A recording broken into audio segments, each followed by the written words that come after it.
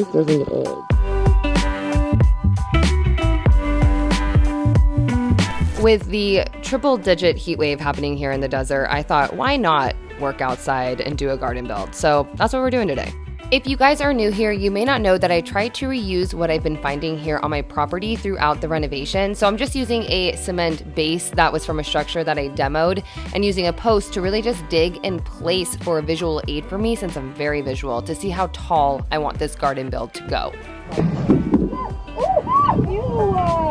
did that just happen? I have no idea.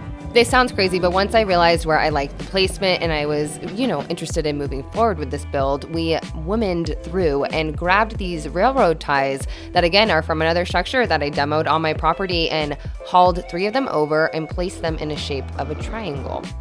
Is she separated? Woo! Woo! Yes. Perfect. I mean, what a life. 2 of my favorite women helping me with this garden. Jeez, I am the luckiest woman in the world.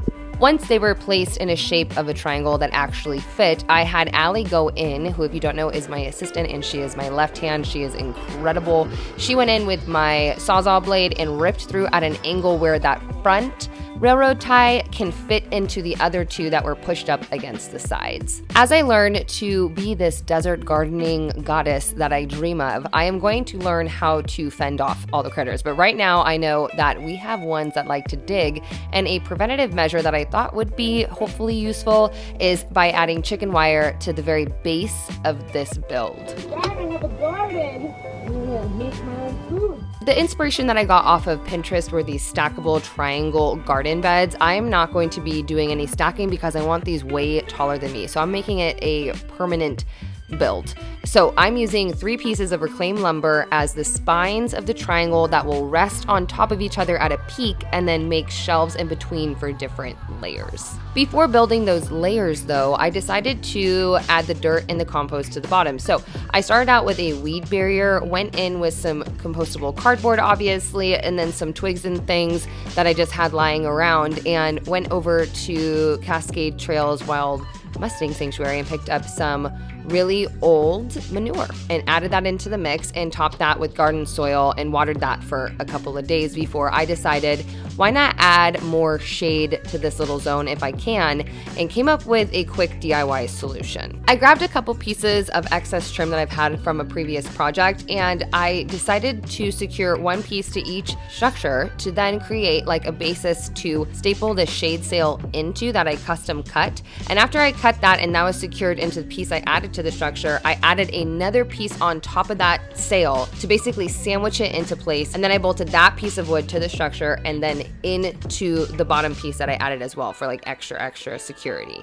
I didn't go into this with a plan. I really wanted this to be put together just piece by piece with the people that I was with, by us kind of figuring out how to do it as we went. I didn't want to plan anything. I didn't want it to look perfect, and that's exactly what we did. We started cutting down the reclaimed lumber, and it wasn't at a perfect angle. We shoved it in there with screws, and it started to kind of look like this old triangle garden bed that's just been there for a bit.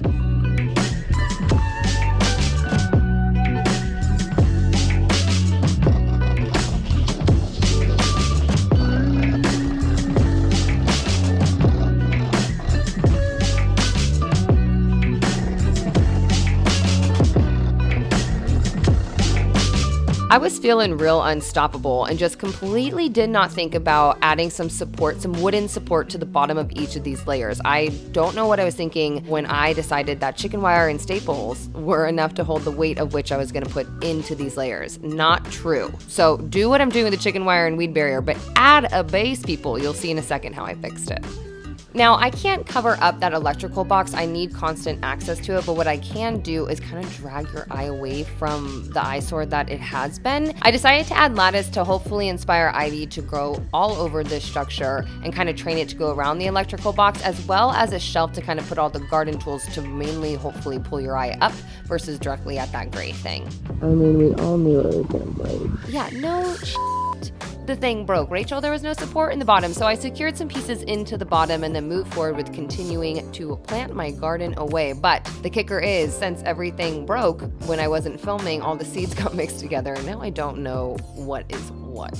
But the things that are sprouting that I can tell so far are like the rainbow Swiss chard, and I do have a little moment for strawberries that are blooming. I also, on the outskirts of the triangle garden that isn't in the actual garden bed, those are all flowers because I do the whole hashtag buy yourself the damn flowers, but now I want to hashtag grow yourself the damn flowers. So I have dahlias because I recently have a horse and her name is Dahlia, so ode to Dahlia, and then wildflowers and just pollinator friendly for the desert flowers is what I'm growing on the outskirts. The biggest challenge with this corner obviously was like, what the heck am I gonna put here? Because all you see is the back of a building, and to create really a garden moment that is going to inspire me to become more sustainable within my new passion that I've been finding with cooking just is such a perfect fit that I didn't know was going to go there. But I'm so happy that I decided to just like take a chance and try to build this 8-foot tall triangle garden. This build may seem a little bit random for those that don't follow me outside of YouTube, but I have just fallen in love with cooking. So to become a little bit more of a sustainable property in any sort of way just sounded so much fun for me. And it's also, I think, getting me more inspired to cook because I'm growing what I'm cooking, you know? I didn't realize that by doing this build, it was going to inspire me to get my property done. It was just nice stepping back and seeing something beautiful and finished, and then you kind of pull back in the grand scheme of the party pad and realize I have so much more work to do. So that's when you start to walk over on this flagstone that is going to be the interior of my trailer flooring, and I'm going to reveal to you my next project to really get my butt in gear and do a cowboy pool patio. Over here, I am going through one of the craziest heat waves without air conditioning and my plumbing gave out last week type of situations. I am just hoping that you guys are a little bit cooler.